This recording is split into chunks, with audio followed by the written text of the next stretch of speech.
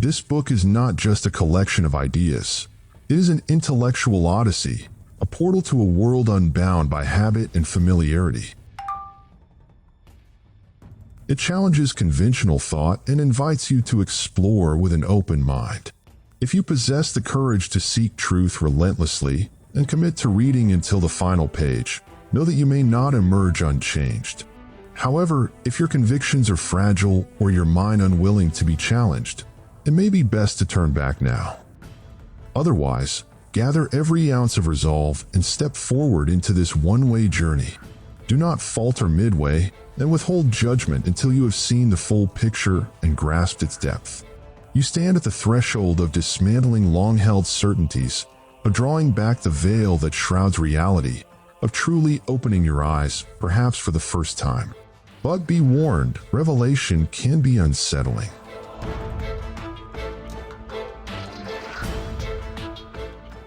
It is important to note that what follows is not merely personal conjecture, but the result of extensive research and rigorous inquiry conducted by brilliant minds from both East and West.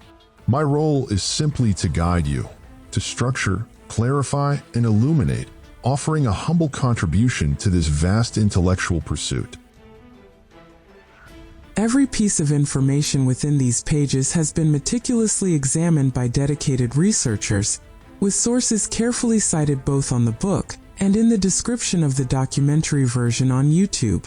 After the grace of God, the credit belongs to them, most notably researchers Dave Murphy and Eric Dubay. Ultimately, this book does not seek to convince you of anything but rather to awaken your intellect, to urge you to question, explore, and pursue truth. For if truth is what you seek, then truth is what you shall find. Finally, know that reading and delving into this intricate subject is merely a door handle. You must be the one to turn it, to open the door, and to see what lies beyond.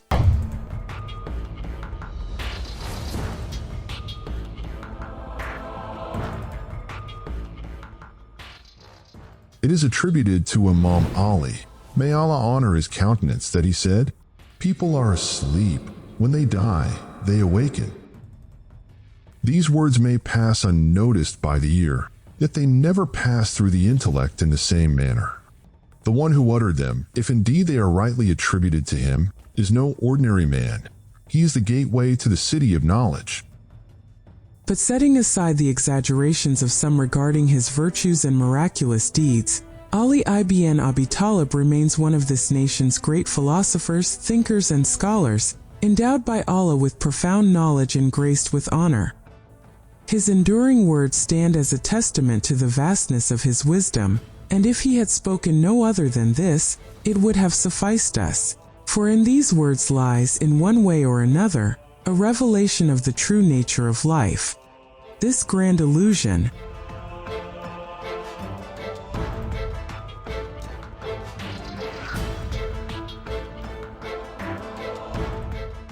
An axiom is a self-evident truth, one that the mind acknowledges as valid without requiring proof due to its sheer clarity.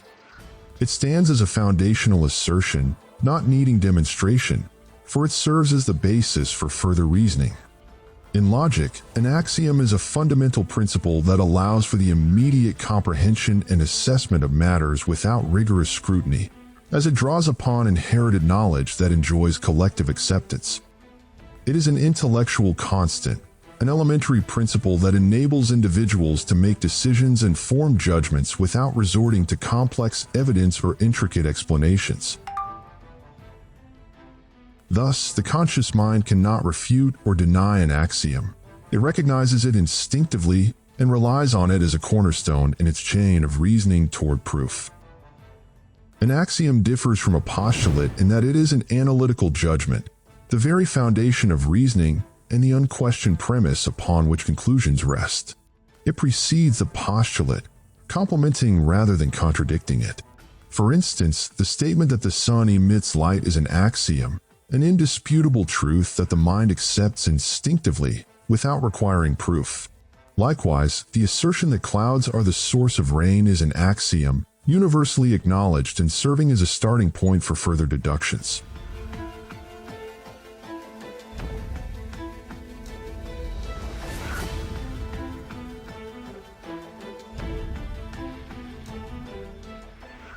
But what if there existed a secluded society, an isolated tribe entirely cut off from the world, a tribe where every individual was blind? By some twist of fate, an explorer stumbles upon them, and over time, integrates into their community. As he begins to educate them from the ground up, it is only natural that he would start with axioms. He teaches them that there is a celestial body soaring through the sky, known as the sun, a hexagonal blue entity that intermittently releases water, which then falls to the earth as something called rain. He tells them that floating bubbles called clouds surround this body, radiating light and warmth, those very sensations of heat they sometimes feel upon their skin. Thus, it becomes an irrefutable axiom to them that rain originates from the sun, and that warmth emanates from the clouds. Generations pass, accumulating knowledge based on these axioms, expanding their understanding with each era. To them, rain is a cold liquid composed of mingling droplets, while warmth is a kind of light that reveals the shape of things, though they, being blind, cannot perceive it. Over time, they diligently pass down these axioms to their offspring, along with the accumulated wisdom and discoveries of preceding generations. Their collective consciousness advances, each new era adding its contributions to their scientific and intellectual progress. Then one day a child is born among them, one who is not blind. Like all others, he begins to absorb the inherited knowledge of his ancestors. But his first and most profound confrontation is with the axioms themselves. For he sees with his own eyes that the sun is not a blue hexagon raining water upon the earth, nor the clouds radiant bubbles exuding light and warmth.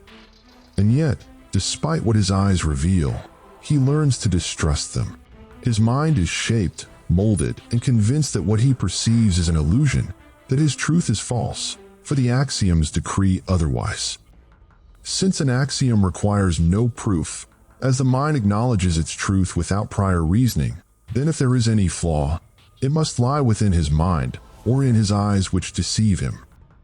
The repetition of such beliefs over generations renders this individual, in the eyes of others, a madman, uttering absurdities and questioning self-evident truths that cannot be denied. How could this lunatic claim that the sun is the source of warmth and the clouds the source of rain, contradicting a long-established axiom that has been inherited and upheld for generations? And since no rational person can doubt absolute truths, and one raised upon these unshakable certainties cannot easily embrace such a deviation in thought, he finds himself caught between what his senses perceive and what societal norms compel him to accept. In time, he becomes convinced that the flaw does not lie in the world around him, but within himself. This hypothetical premise is inspired by a short story later expanded into a novella, written by the English author H.G. Wells in the year 1904, titled The Country of the Blind. In the story, a group of Peruvian settlers fleeing Spanish oppression find refuge in a remote valley nestled within the Andes Mountains. However, a series of devastating landslides trap them within this valley, cutting them off entirely from the outside world. Over time, a mysterious disease spreads among them, robbing them all of their sight. Thus, they remain imprisoned in their isolated haven, passing down their blindness from one generation to the next. One day, during a mountaineering expedition in the Andes, a traveler named Núñez loses his footing and plunges into the secluded valley, unseen by the world for centuries due to the surrounding impassable mountains. There, he encounters the blind inhabitants, who have adapted so completely to their condition that they no longer even comprehend the concept of sight. They have built an entire society around the premise that life itself is devoid of vision. At first, Núñez believes that his ability to see grants him an extraordinary advantage over the valley's people, that they will perceive him as a superior being, perhaps even a king. He devises a plan to use his vision to improve his status among them. But to his astonishment, he soon realizes that the valley's inhabitants, unfamiliar with the very notion of sight, regard his claims as sheer madness. To them, a perfect life requires no eyes, for they have adapted flawlessly to their environment without the need for vision. Despite his attempts to explain the significance of sight and how it allows one to perceive things beyond mere touch and sound, they dismiss him with ridicule.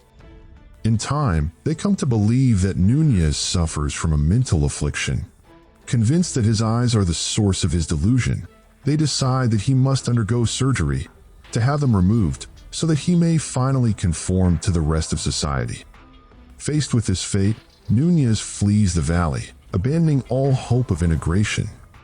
The story ends ambiguously, leaving readers to ponder his survival as he escapes into the unforgiving terrain of the Andes.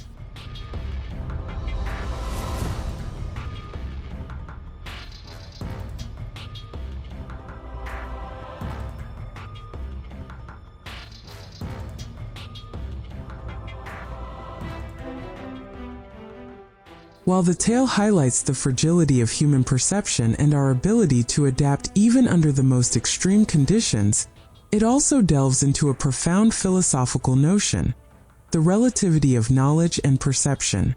What is deemed natural in one society may be considered unnatural in another. But more importantly, the story underscores the inevitable clash between the individual and the collective, the struggle one faces in preserving personal identity, beliefs, and convictions while resisting the pressures to conform. A thinker is always in pursuit of maintaining his autonomy of thought, yet society imposes upon him a rigid framework of rules and norms that dictate both behavior and perspective. Thus, a reformist mind in a deeply traditional, or even toxic, environment finds itself in a state of constant friction with the collective. In some societies, such individuals are met with suspicion, ostracization, or even oppression for refusing to surrender their convictions. And in this, we find a compelling parallel in the story of Prophet Ibrahim, peace be upon him, who stood against his people in their worship of idols, striving to uphold his monotheistic faith and calling them toward the worship of the one true God. Although he refuted their false worship and presented undeniable proof by shattering their idols, demonstrating that these lifeless figures could not even defend themselves, they rejected his message. Instead, they met him with oppression, even to the extent of attempting to burn him alive. Yet he miraculously survived the fire, a testament to divine intervention and the power of unwavering faith. His story serves as a lesson, holding steadfast to one's beliefs, even in the face of societal opposition, ultimately leads to triumph. Conversely, silence in the face of falsehood ensures its spread, allowing deception to masquerade as truth. The clash between the individual and society is nothing new. The awakened are destined to face perpetual challenges as they strive to preserve their identity, values, and convictions against the relentless pressure to conform and blend into the majority. And so it is in our world today as well. Referring back to the hypothesis of the blind, which we presented as an example, we find that it occurred in a sightless society, one devoid of vision and free thought, relying its chain of reasoning on epistemic inferences built upon false axioms, embraced and believed merely because they constitute a set of ready-made ideas imprinted upon the mind from cradle to grave. From infancy to old age, man is indoctrinated to believe that the sun is a hexagonal blue mass that sends down rain, while clouds are but bubbles radiating light and heat. Then come the proofs to validate this, utterly disconnected from the premise itself. Do you not feel the rain? Do you not sense the sting of heat upon your skin? That is the evidence. Thus, the free thinker finds himself an outcast, like Alice lost in Wonderland, alone in a world trapped within the depths of a rabbit hole, a world governed by illogical and unconvincing narratives. Yet, in our tangible three-dimensional world, we are endowed with sight. A hypothesis such as the one embraced by those people could never hold true, let alone be considered an axiom. We possess eyes that reveal to us the undeniable truth. The sun is a celestial body radiating light and heat, while it is the clouds from which the rain descends. But what if humanity suddenly decided to rename bananas as oranges and oranges as bananas? At first, the contemporary generation would reject the absurdity outright. The next generation, however, would be divided. Some, embracing modernity, would adopt the new terminology, while others, holding on to tradition, would insist on the original names.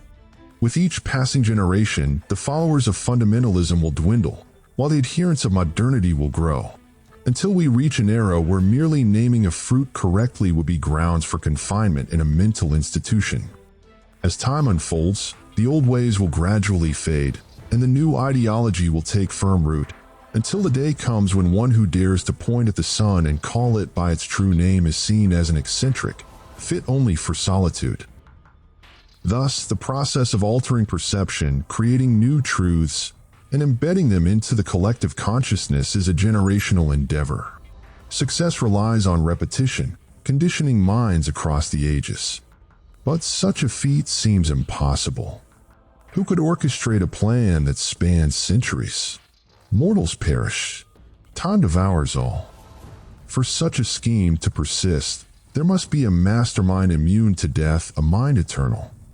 And indeed, this is precisely what happened when they concealed the sun. Does it sound like a riddle? Do you find yourself wondering, what is this man rambling about? Very well. Fasten your seatbelt tightly, for we are about to plunge into the rabbit hole and discover just how deep it truly goes. Strip yourself of all preconceived notions, of every conviction you have acquired throughout your life. Liberate your mind, set it free to think without constraints, far beyond the suffocating prison known as axioms.